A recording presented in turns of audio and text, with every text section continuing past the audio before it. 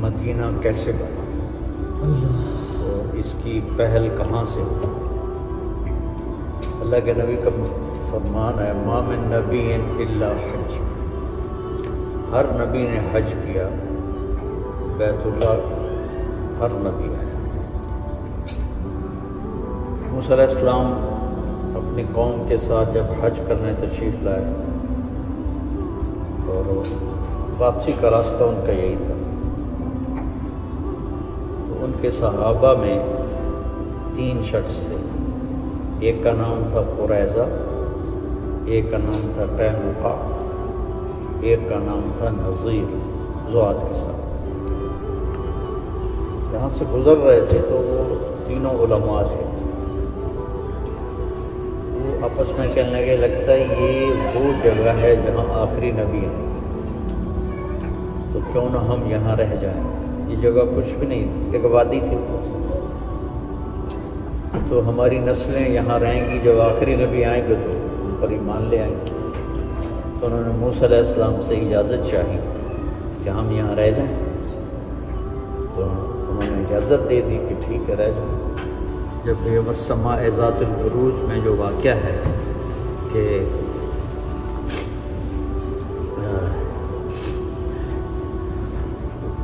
یہودی بادشاہ تھا یمن میں، جس نے عیسائی مذہب قبول کرنے پر آگ میں جلا دیا تھا لوگوں کو، کچلا صحاب الخدود النار ذات الوقود۔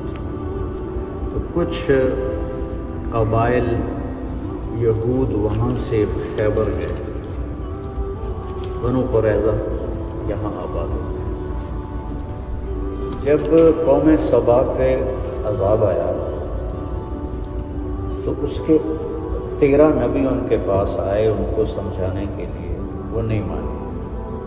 تو وہ ڈیم میں نے دیکھا تھا یمن میں، جب میں گیا تھا 8 گھنٹے کا سفر کر کے میں وہاں پہنچا تھا، اور راستے میں قبائلی لڑائیاں، جگہ جگہ وہ کلاشن کوفیں، بڑا خوفناک ماحول تھا، لیکن میں نے کہا دیکھنا ضرور ہے۔ وہ جا کے ڈیم دیکھا، جو نہریں نکالی تھیں وہ دیکھی، تو وہاں سے یمنی قبیلے 2 وہ نکل پڑے کہ لگتا ہے کچھ ہونے والا ہے۔ ایک کا نام اوس تھا اور دوسرے قبیلے کے سردار کا نام خزرج تھا، دونوں بھائی تھے۔ تو وہ چلتے چلاتے وہ یہاں مدینے میں آ کے آباد ہو گئے۔ جب یمن کا ایک بادشاہ تھا تبا، اس نے مدینے پہ آگے شام پر حملہ کرنا تھا۔ مدینے پہ جب وہ اٹیک کرنے لگا تو یہود کے علماء نے اس سے کہا یہاں آخری نبی آنے والا ہے، یہاں یہ کام نہ کرو، تمہیں نقصان ہو سکتا ہے۔ تو اس نے پھر اپنی فیملی میں سے، اپنے شاہی خاندان سے ایک خاندان کو یہاں مدینے میں آباد کر دیا، اور ایک تحریری خط بھی لکھ دیا۔ وہ اشعار مجھے یاد ہے لیکن اب بھول گئے کہ میں اس آخری نبی پہ ایمان لایا۔ تو وہ جس فیملی کو یہاں چھوڑ کر گئے تھے، اس کے مہمان بنے میرے نبی ابو ایوب انصاری، طبا کی چھوڑے ہوئے خاندان میں سے تھے۔ اس وقت کی دعا کو اللہ نے یہ آنر دیا کہ ابو ایوب کے مہمان بنے ہمارے نبی۔ تو اوس و خزرج کو آپس میں لڑا کر یہ تینوں یہودی قبیلے مال بناتے تھے، تو سود پہ پیسے دیتے تھے، ان سے یہ مال بناتے تھے۔ تو اللہ تعالیٰ نے آخری نبی کو مبعوث فرمایا۔ تو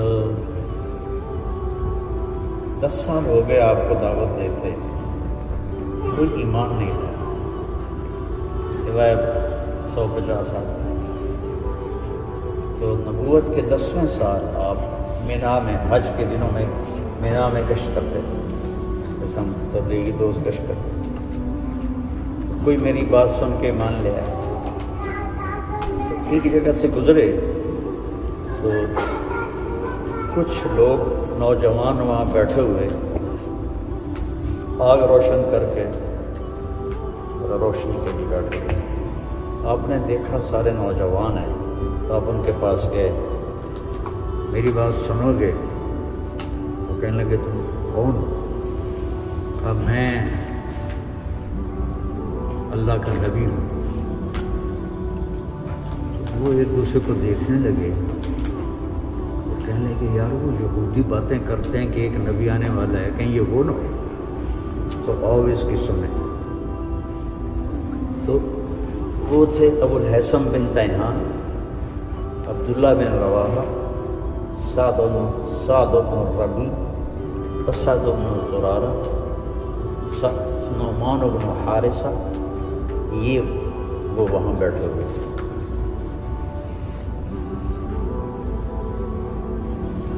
آپ نے ان کو دعوت دینی شروع کی۔ قرآن آپ کیا تھے؟ قرآن سناتے اور عبادہ بن سامت چھٹائی 6 تھے۔ تو کہنے کو ہوا یہ کلام تو انسانوں والا نہیں ہے، یہ وہی نبی لگتا ہے، چلو پہل کرو۔ 6 نے کلمہ پڑھ لیا اور اتنا خوش ہوئے، تو کہنے لگے اگلے سال ہم آئیں گے۔ اگلے سال آپ نے مینا میں ان سے ملاقات کی، تو 12 لوگ تھے، ان میں یہ 6 پورے نہیں تھے، 3-4 یہ تھے اور باقی دوسرے لوگ تھے، 12 تھے، جس کو بیعت عقبہ الاولیٰ کہتے ہیں، پہلی بیعت۔ تو انہوں نے کہا یا رسول اللہ ہم اب اگلے سال آئیں گے۔ تو مینا تو اب انہوں نے سارا حاجیوں کے لیے پہاڑ ہٹا دیے، تو ترکوں نے وہاں ایک مسجد بنا دی تھی، وہ نظر آتی ہے پرانے طرز کی۔ یہ وہ جگہ ہے جو پہاڑوں میں ایسے گھری ہوئی تھی، اور اس میں وہ خفیہ طور پہ رات کو چپکے سے اٹھ کے جمع ہو، ان کے سرداروں کو بھی نہیں پتا کہ یثرب کے کچھ لوگ ادھر گئے۔ آپ کے ساتھ حضرت عباس رضی اللہ تعالیٰ عنہ کو اپنے ساتھ لے، تو پہلے حضرت عباس نے بات کی،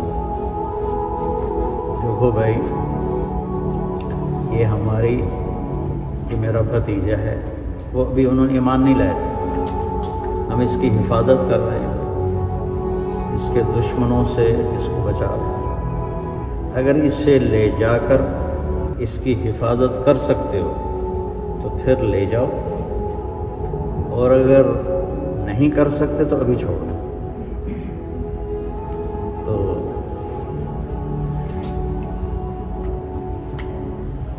اسد بن زرارہ رضی اللہ تعالیٰ عنہ کہنے لگے یا رسول اللہ، وہ جو پہلی بیعت میں شریک تھے، اجازت ہے میں جواب دوں؟ اور آپ کے چچا کی اس میں کوئی توہین بھی نہیں ہوگی؟ تو میں نے کہا کہو۔ تو وہ کہنے لگے عباس چوڑیاں ہم نے بھی کوئی نہیں پہنی، نحن ابناء الحرب کابرا عن کابر، ہم نسل در نسل جنگجو لوگ، وہ آپس میں جو لڑ رہے تھے 300 سال سے، ہم نسل در نسل جنگجو لوگ، اور ہم کبھی پیٹھ پھیرنے والے نہیں ہیں، اور تم جانتے ہو کہ جسے قوم ٹھکرا دے اسے ہم قبول کر کے اپنا سردار بنائیں، یہ عرب کی ثقافت میں کتنی مشکل چیز ہے۔ اگر ہم نے اتنا بڑا فیصلہ کر لیا ہے تو آگے بھی ہم حفاظت کر کے دکھائیں گے۔